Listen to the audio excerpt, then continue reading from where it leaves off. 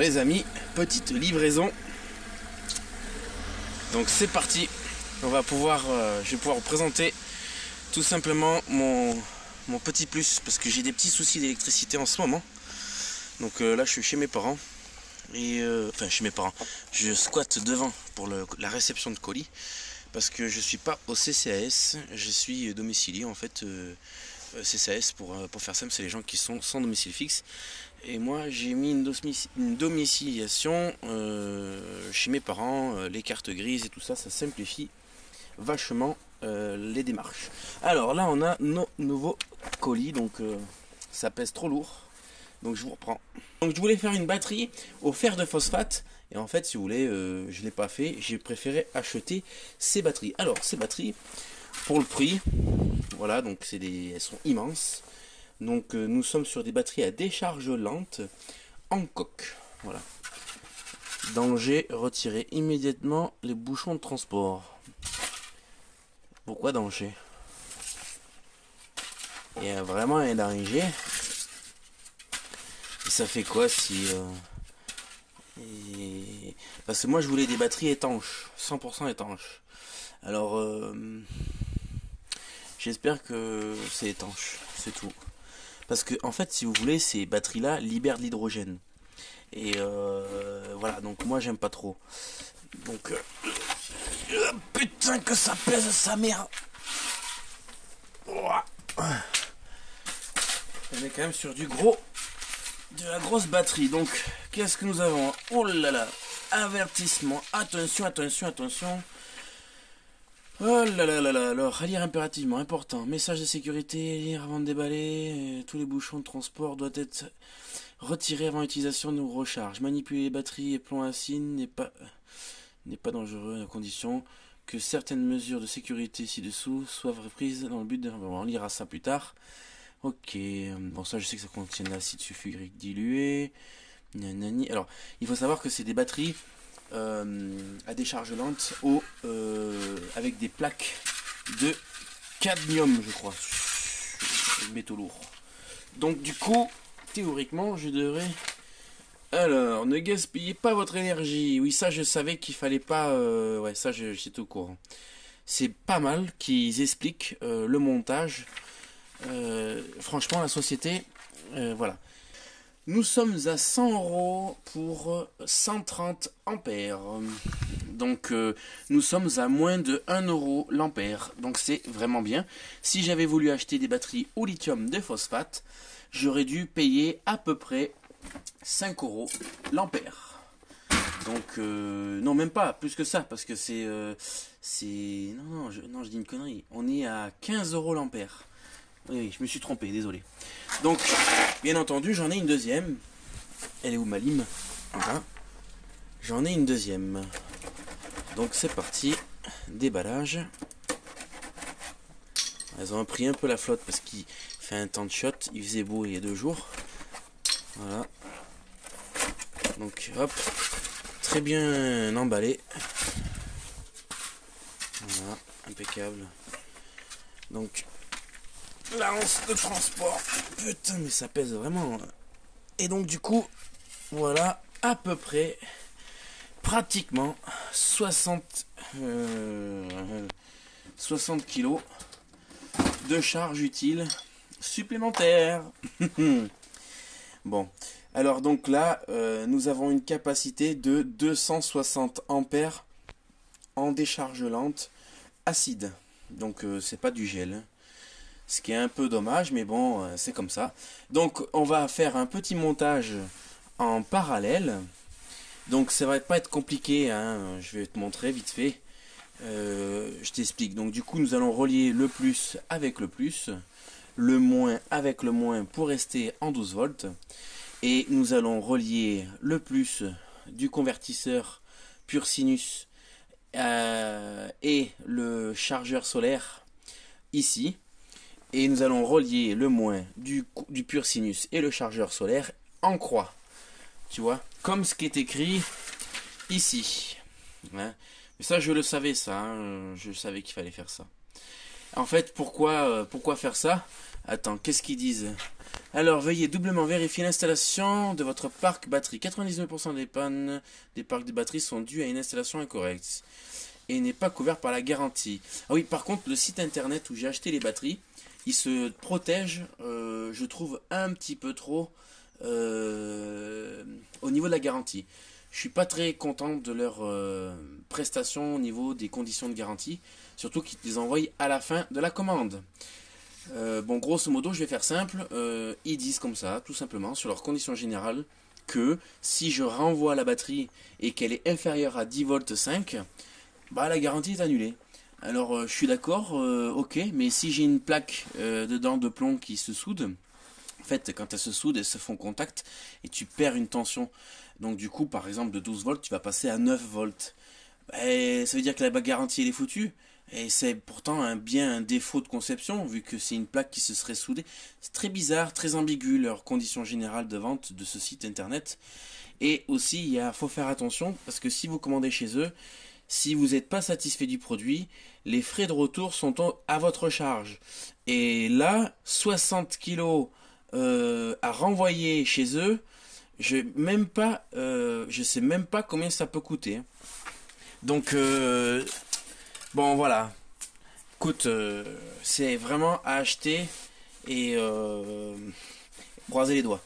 Il y avait une promotion et donc du coup il y avait 3 batteries disponibles et moi j'en ai pris 2, donc il en reste une. Voilà. Nous allons passer à l'installation. Bon, nous voilà, donc là j'ai la batterie de dépannage. C'est une 100 ampères batterie de voiture. Parce que comme, ben non vous ne savez pas, mais les batteries de voiture en fait ça fait absolument pas son taf pour un camping-car. C'est bon pour du dépannage mais ça va pas plus loin quoi. Donc voilà, il faut vraiment investir dans des trucs, des charges lentes avec des batteries renforcées en fait. Donc du coup putain, je viens de crader le camping-car vu qu'il pleut, il fait un sale temps. Je viens de rentrer nos 2 batteries. Donc elles sont moins longues mais elles sont plus hautes, donc je préfère. Allez, c'est parti, on va débrancher ça en toute sécurité. Bien sûr, on commence par débrancher on débranche le moins et puis on débranche le plus à la fin. Voilà. Et on rebranche d'abord le plus et on rebranche le moins toujours. Bon, pour installer des batteries, vous m'avez déjà vu faire donc. Alors vous allez me dire pourquoi je les mets ici. En fait, je pourrais les mettre dans la soute, hein, etc., etc. Mais bon, j'ai mes panneaux solaires, ils sont juste au-dessus en fait. Et si tu veux, par souci d'équilibre de poids, voilà. Là ici, il y a 100 litres, tu vois, sur le côté. Au milieu, au centre, là derrière, nous avons 150 litres et d'eau. Et au fond, là-bas, on a, vers dans le coin, on a 100 litres d'eau usée. Donc, j'ai un peu chaud là. Pour équilibrer les charges, pensez à ça. Hein.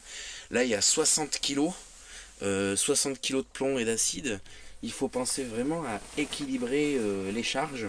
Alors, j'ai pas pris le stabilisateur parce que je travaille en même temps. Alors, donc, du coup, enlever le téléphone pour reprendre, pour enlever, pour enlever. Donc, pensez à équilibrer les charges en fait, parce que si vous voulez, ici, voilà.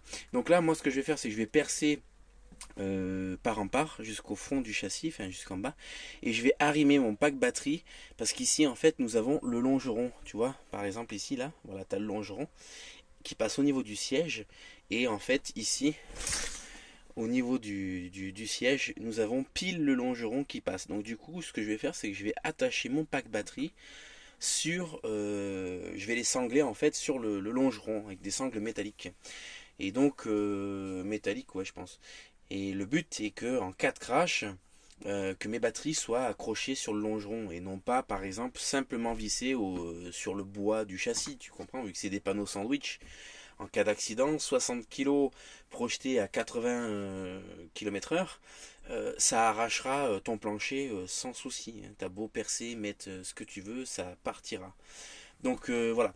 Donc ça c'est relié directement sur le longeron, ça sera dessous. Et il faut savoir que ma cuve là, elle est aussi attachée sur le longeron. Il n'y a que cette cuve là-bas qui est attachée sur j'ai l'attelage en fait. Parce que moi mon camping-car il s'arrête ici. à peu près. Il y a de l'eau qui a coulé, hein.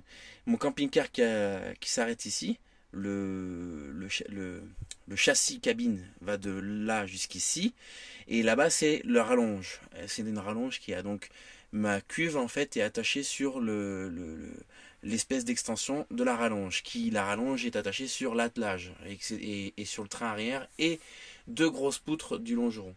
Bon bref, le but là, ce que je vous dis, c'est que veillez à faire attention que vos batteries ne soient pas en mouvement pendant que vous roulez. Concernant le montage, il faut savoir que les batteries, j'ai appris ça plus tard, hein, bien sûr, avec l'expérience, pour ça je vous le partage, libèrent de l'hydrogène. Alors en fait, je m'explique. Si vous voulez, les batteries, c'est simple, c'est du plomb et de l'acide. Et par effet électrolyse, donc du coup on recharge et ça libère tout simplement des gaz, de l'hydrogène. Et donc en fait, si vous voulez, déjà d'une, ça peut être nocif, et de deux, il y a un risque, par exemple, si je retire pas les bouchons, il y a un risque d'explosion. Voilà. Donc il faut retirer les petits capuchons de transport qui sont ici. Et donc du coup, tu pourras tout simplement te servir de tes batteries. Et quand elles vont commencer à se recharger, bon, ben, elles vont faire des petites bulles. C'est des petites bulles de gaz. Et comment une batterie se nique? Elle se nique de deux façons. Par exemple, ben, cette batterie-là, celle-là, donc ça c'est une batterie de démarrage. Tu vois qu'elle est pleine, son niveau de batterie, son niveau de... Voilà, tu vois, il y a un minimum, maximum. Et tu vois que il y a un minimum et un maximum. Et en fait, tout simplement parce que la batterie, même si les plaques à l'intérieur ne s'endommagent pas, eh bien, elle va perdre en évaporation. Donc, elle va se bousiller en évaporation. Et elle peut aussi se bousiller, tout simplement, avec les plaques. Parce que les plaques, elles vont se souder. Il y a des scories qui vont se mettre. Donc, c'est des petits cristaux de plomb qui se transfèrent de là à là. Et ils vont s'agglutiner jusqu'à rejoindre l'autre plaque et la court-circuiter. Ce qui fait qu'au lieu d'avoir 12 volts, tu vas avoir une chute de tension. Et donc, du coup, par exemple, tu auras que 7 ou 8 volts. Je sais pas, je dis un truc au pif. Et donc, du coup, voilà. Bon, moi, cette batterie-là, c'était une batterie dépannage. Donc voilà. Donc tu vois là, elle est acid level, il est bon, etc. Et ici c'est le même principe en fait. Tu vois, il y a un voyant vert. Ah ouais, donc il dit good. Donc c'est quand c'est vert, rechargé donc quand c'est noir, remplacé quand c'est blanc. Donc moi l'autre batterie là, je t'avoue que je tiens pas longtemps avec. Je tiens à peine 4 heures avec une charge à fond. Malheureusement, donc elle tient pas du tout, c'est pas fait pour quoi. C'est pas fait pour du tout. Donc voilà. Allez, je continue. Alors je vais te montrer aussi une astuce. Du coup, peu de gens sont au courant, mais d'ailleurs ça se voit pas à vue d'œil. Sachez qu'en fait, il y a un plus et un moins en fait. Hein. Les borniers là comme ça. Donc il y a un qui sera sur le plus et un sur le moins. Et on peut pas les inverser. Je te montre. Si je prends par exemple celui-là, je le rentre ici. Il n'y a pas de problème, tu le serres et il n'y a pas de souci. Si je prends celui-là et que je le rentre ici, il n'y a pas de souci. Tu vois pas à l'œil nu ce qui se passe. Mais par contre, si tu le mets sur le plus ici, tu vois, et bien ça rentre plus. Tu vois. Parce qu'en fait, ça c'est le moins. Ça c'est le moins. Voilà. Et ça c'est le plus. Tu vois. Et là, il rentre sans forcer. Donc, voilà. Donc, il y a un bornier, plus, moins. En fait, si tu veux, la borne moins est plus grosse que la borne plus. C'est tout. Et les gens, ils savent pas ça, mais des fois. Tu vois, là, je peux pas le rentrer, là. C'est impossible. Ou alors, faut que je tape. Voilà. Donc, ça, c'est son moins. Alors, maintenant, il faut que je réfléchisse à comment bien organiser ça. Pour bien mettre les câbles comme il faut. Que ce soit pas trop le bazar, tu vois. Donc, ouais, faut que je regarde. Par la suite, maintenant que vous avez installé les borniers, il va falloir retirer ça là. Ça, c'est les protections de transport. Donc ça, vous devez les ôter. Voilà, donc là, on a entendu un petit pchit. Merde. Oh. Même topo. Donc, moi, ce que je vais faire, c'est que je vais installer un petit, comment ça s'appelle, ah, un petit téton avec un petit tube et je vais sortir le gaz dehors. D'accord? Parce que ça, en fait, c'est l'aération de l'hydrogène. C'est quand le gaz se produit à l'intérieur. Si tu bouges cette arrivée, la batterie va exploser. Je l'ai dit tout à l'heure. Donc ça, c'est l'orifice qui permet au gaz d'évacuer. Bien sûr, forcément, tu te retrouves, toi, avec à respirer de l'hydrogène. Bon, bref. Alors maintenant, l'installation terminée, je vais te faire un petit récap. Donc, comme tu peux voir ici, nous avons le courant qui est tiré par le transformateur 12220. Nous avons la recharge solaire aussi qui tombe dessus. Comme on l'a dit, il faut faire en croix en fait, hein, d'accord? Donc tu croises ton branchement. Et puis tout simplement la borne négative qui est reliée simplement. Alors on voit pas trop que le téléphone, mais il y a juste en fait, voilà, la batterie qui est reliée dessus. Et là c'est l'inverse, tout simplement parce que, comme on a expliqué, c'est le branchement qui est comme ça. Nous avons le tirage du 220, le solaire, la batterie secondaire.